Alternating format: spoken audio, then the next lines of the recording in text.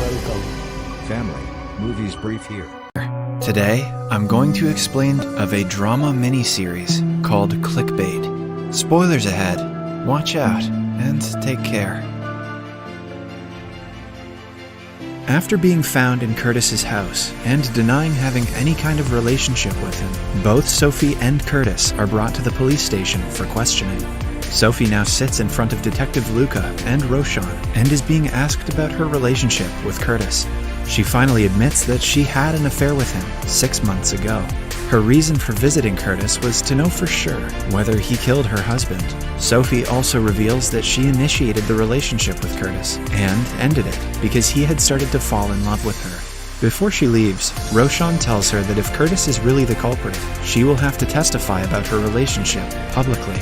Sophie then returns home to Paya, who informs her that Nick's workplace has organized a memorial for him the following day. The next morning, everyone is in the living room when Ethan sees the video of Curtis being arrested.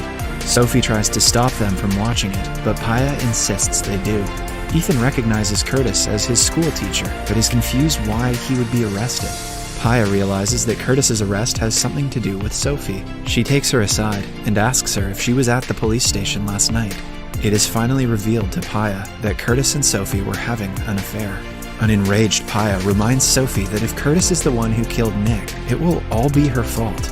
As Paya barges out of the room, we see Ethan has been listening to their conversation all along. Without saying anything, he takes his skateboard and goes out, in spite of Sophie asking him to stay home. She goes out to look for him, but is mobbed by the reporters again. She somehow manages to get past them and goes to the park he usually skateboards in. Sophie doesn't find Ethan there, but she notices a woman nearby, watching her. She had seen her earlier at their house as well. Sophie calls the woman out for following her. The nervous lady introduces herself as Emma Beasley. To Sophie's disbelief, she claims to have been dating Nick before his death. Emma explains that she is from LA, where Nick used to travel frequently. They met on a dating app called Too Smitten, where Nick went by the name Danny Walters. Sophie doesn't buy into the woman's bullshit at first, but begins to believe her when she mentions they started talking in March, around the time Nick found out about Sophie cheating on him. She curses at Emma, gets inside her car, and breaks down crying. Paya calls her, informing her that they have found Ethan. Sophie goes to them and asks Ethan to come home with her. She also tells Paya about her encounter with Emma. Paya looks for the Too Smitten app on her phone and finds a deactivated profile by the name Danny Walters. She assures Sophie that she will find out if Emma's story is true. Then, Paya contacts her computer genius friend, Vince, and asks him to find out about Danny Walters. Later, the TV shows the news of Curtis being arrested. People start to conspire about Curtis's relationship with Sophie, and rumors about their affair start going around. Sophie asks her family to turn the TV off and leave for Nick's workplace for the memorial. There, Sophie is approached by one of Nick's students, Jenny, who vaguely tells her that Nick was close to a girl on the basketball team before Matt intervenes and takes Sophie away. The memorial starts, and Matt gives a speech. Sophie gets overwhelmed and walks out. On her way out, a woman insults her, resulting in Sophie throwing a glass of water in her face. She immediately regrets it and cries as the others escort her out. At night, Paya shows her the pictures from Danny's deactivated profile and confirms that it was, in fact, Nick's. He had been cheating on Sophie for 2 years.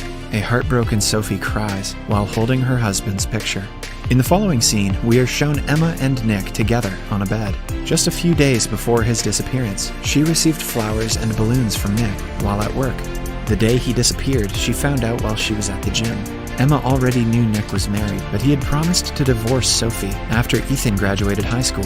Emma followed Nick's case closely and wanted to be around people he knew to grieve his death, so she flew to Oakland. Strangely though, she claimed to be Nick's fiancé to get a bereavement discount for the flight. That day, when she met Sophie, she had come to her home to tell her about the affair. While waiting outside Sophie's house, a reporter named Ben Park gives her his card, assuming she is a reporter as well.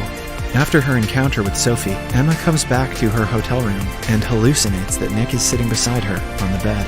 Emma seems to be losing her mind over him. The next day, she meets Detective Roshan and tells him whatever she knows about Nick in hopes of helping the case. She then goes to Nick's work and happens to meet Matt. She tells him she is just one of Nick's friends. After that, Emma sneaks into Nick's office and is found by his coworker, Dawn. Dawn makes the woman leave, and at the same time, Paya arrives at the place. She meets Matt and asks him if he knew about Nick's affair, since he accompanied Nick on his LA trips several times. However, Matt seems to know nothing about the matter. Meanwhile, at home, Sophie is looking at casket options for Nick when she gets a message from an unknown number calling her names. Soon, she begins receiving several such messages. Someone had leaked her phone number and credit card details online. Then, Paya goes to meet Emma in her hotel room. Emma is surprised but happy to see Nick's sister. Paya asks her if whatever she is saying is true. Instead of answering, Emma says that Nick told her about his and Paya's relationship. She knows that they went through some stuff together as kids that brought them closer than ever. Hearing this, Paya believes that Emma was, in fact, in contact with Nick. She gives Emma her number for any emergencies and leaves. At night, when everyone is at home, Sophie's mother Ruby and Nick's mother Andrea get into an argument after Andrea insults Sophie for cheating. The situation in the family is grim. At the same time, Emma receives a call from a man who threatens her to go back to LA as soon as possible, leaving Nick's family behind. Emma freaks out after the call and drives away from the hotel in her car. She calls Paya in panic and leaves her a voicemail. Soon she realizes that she is being followed. The car swerves, crashing her car off the road. Later, Emma is in the hospital, talking to Roshan about the encounter. Roshan now believes that Nick's murder has something to do with Emma, and the person who called her was probably the perpetrator. Paya arrives at the hospital and listens to Emma's story. When Paya and Roshan are alone, Roshan informs her that they have found 3 other dating profiles that were all Nick's. The pattern shows that he created profiles on different sites and talked to a different girl on each of them. Eventually, after they broke up, he deleted the profiles. Paya lays all of this information on Emma, thinking she deserves to know it. She also reveals that one of the girls Nick talked to is named Mandy Harrison, an artist based in LA. When Emma returns to LA, she looks for Mandy's socials and asks her to meet. The two talk to each other and find out that Nick had said the exact same thing to both of them, but Mandy had looked through his lies and broken up with him, while Emma believed him. Mandy had also made a painting of Nick, which Emma buys from her. She feels betrayed by Nick and burns the painting in frustration. She also calls the reporter, Ben Park, and agrees to do an interview with him as Nick's girlfriend outside of marriage. In the interview, she suggests that Nick abused her emotionally, so the things written on the cards might just be true. If the interview is broadcasted, Nick's reputation will go downhill quickly. Ben is overjoyed to be able to land such an important interview. His boss asks him to find out about other women who were involved with Nick online. Later, Ben gets an idea to visit the Brewers' home to tell them about Emma's interview and manipulate Sophie into giving an interview in order to save Ben's reputation. He poses as a delivery man and enters the house while recording with his phone. Paya soon finds him and threatens to call the police. He tells them about Emma's interview and leaves his card on the floor for them to contact him. Later, Ben is at his home with his boyfriend, Cameron.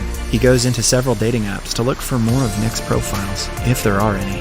Cameron helps him search for the profiles. Meanwhile, Paya calls Roshan home and tells him about Emma's interview, only to be told that the police cannot do anything because Emma didn't break the law by talking to the reporters. In fact, since the perpetrator doesn't want Emma to come forward with her story, the interview might help them catch him in case he makes a wrong move. Paya is angered to know that the police are treating her brother's reputation as collateral damage. That night, Ben is on the internet looking up comments on Nick's posts. One comment in particular catches his attention. The comment is written by a girl named Jenny, who approached Sophie during the memorial. She fights the people who defend Nick, calling his supporters losers. The very next day, Ben goes to meet her and asks her if she had a feud with Nick. Jenny hesitantly tells him to talk to another team member named Tara Wilson. Jenny had heard Nick fighting with Tara over something a while back. After talking to Jenny, Ben goes to a restaurant where Tara waitresses and asks her about Ben. However, Tara dismisses them, saying that it is nothing important. When Ben returns to the office later, he is surprised to find out that Sophie has agreed to do an interview with them before they broadcast Emma's interview, so the narrative could change a little. However, Ben's boss removes him from the case for trespassing in the Brewer's home and puts another employee in for the interview. Distressed at the fact, Ben returns home, only to find that Cameron has somehow managed to find one of Nick's dating profiles that had been unknown until then. Nick's name is Jeremy Wilkerson in the app. They have the profile, but they have to gain access to it somehow. Cameron suggests they pay someone to hack it on the dark web. The two manage to get access to his personal information, including the number of messages he has sent to women. They see that most messages have been sent to a woman named Maggie Oxley from Sacramento. While trying to look for the girl online, they do not find her socials, but they are able to find a bookstore on her profile picture. Without wasting any time, the two drive to Sacramento the following day. The bookstore manager reveals that Maggie is actually a cat. When shown the picture from the profile, he recognizes the woman as Sarah Burton, a woman who killed herself 4 months ago. The couple is shocked to hear the information. They go through Sarah's socials and find out where her brother Simon lives. Cameron suggests they just hand the information to the police, but Ben is excited to do the research on his own. Cameron is still skeptical about the plan, but drives Ben to Simon's house anyway. He stays outside in the car as Ben goes in to talk to him. Ben knocks on the apartment door, but no one answers. But he doesn't give up and looks under the doormat to find a key. He sneaks into Simon's apartment and snoops around for any clue that relates to Sarah. He finds a box under the bed which has Sarah's stuff inside, including her phone. Meanwhile, Cameron sees Simon getting inside the apartment building and calls Ben to alert him. Simon comes inside the apartment and starts to smoke as Ben sneaks out behind him. Simon hears the noise and chases after Ben, but Ben and Cameron manage to get away before the man can catch them. Cameron is furious with Ben for treating the case as a game and doing illegal things, so Ben doesn't tell him about the phone he stole. At night, Ben retrieves data from Sarah's phone and successfully finds the messages between her and Nick. In the messages, Sarah seems to be in a severely bad mental condition. She even threatens Nick that she will kill herself, but Nick is nonchalant to her problems. Ben realizes that Sarah killed herself because of Nick. The following day, he brings all the evidence to his boss and asks her to let him interview Sophie. Meanwhile, Sophie is nervous about the interview. Paya comforts her and tells her that it will be fine. Sophie's attorney helps her with the answers to the questions she will potentially be asked while they drive to the interview. At the same time, Ben is also preparing for it. For the first few minutes, the interviews go as planned. Ben asks her several questions about her affair and Nick's character, and Sophie answers them all truthfully. Then, he mentions Sarah's death, which throws Sophie off guard. She claims that she doesn't know what he is talking about, but Ben shows her the final conversations between Nick and Sarah, which prompted Sarah to commit suicide. Sophie panics and walks out of the interview, giving the people more to talk about. Later, they are at home when the interview is aired on television. The last few messages between Nick and Sarah are even enacted as a phone call to make it seem more personal. The detectives are furious as to how they didn't know about Sarah. Sarah's brother Simon also watches the interview in anger. The scene then changes to 6 months earlier. Simon, who works for a tech company, sees his sister swooning over a man she is dating online. He asks her to be careful at first, but then approves of their relationship after seeing how happy the guy makes her. She had been suicidal for a very long time, but after talking to Jeremy, she has started doing the things she enjoys again. However, when Simon visits her some weeks later, she is in the worst mental condition she has ever been in. Simon asks her why she hasn't been to work for over a week, when she reveals that Jeremy is actually married to someone. She breaks down crying, saying that she doesn't want to live anymore, while Simon comforts her. A few days later, Simon is with his friend Daryl at work when he gets a call from Sarah. She cries hysterically while apologizing to him. Simon figures out something is terribly wrong and runs to her apartment, only to find her dead. Back in the present, Simon is at work when Detective Roshan visits him. Simon composes himself and greets the detective. Roshan asks him if Sarah revealed the nature of her relationship with Nick, but Simon lies and says she didn't. When asked where he was the day Nick was kidnapped, Simon tells him that he was fishing in the Russian River with his friend Daryl. Roshan asks for Daryl's number and leaves after. Right after the meeting, Simon texts Daryl asking him not to answer his phone if someone calls him. At the same time, Roshan gets a call from Paya, who demands to know if he is doing something about the case. Roshan tells her he is in Sacramento to speak with Simon and hangs up. After the call, Paya notices Nick's pictures from around the house inside a box. She goes to the room where everyone is enjoying a family dinner and asks who took the pictures off the wall. Sophie admits to taking them down because she is ashamed to be Nick's wife. The two step aside into a room where Paya says that the text messages didn't sound like Nick wrote them. However, Sophie claims it will be easier if they accept the fact and move on. Paya takes the last picture off the wall and goes to her house. Meanwhile, back in Sacramento, Simon calls Daryl to his apartment and teaches him what he should say while being interrogated. Daryl freaks out and talks about turning Simon in. At last, Simon threatens Daryl to go with the story, clearly hiding something. Subscribe for more videos like this, turn on notifications, and leave a like to help the channel out. Thank you for watching.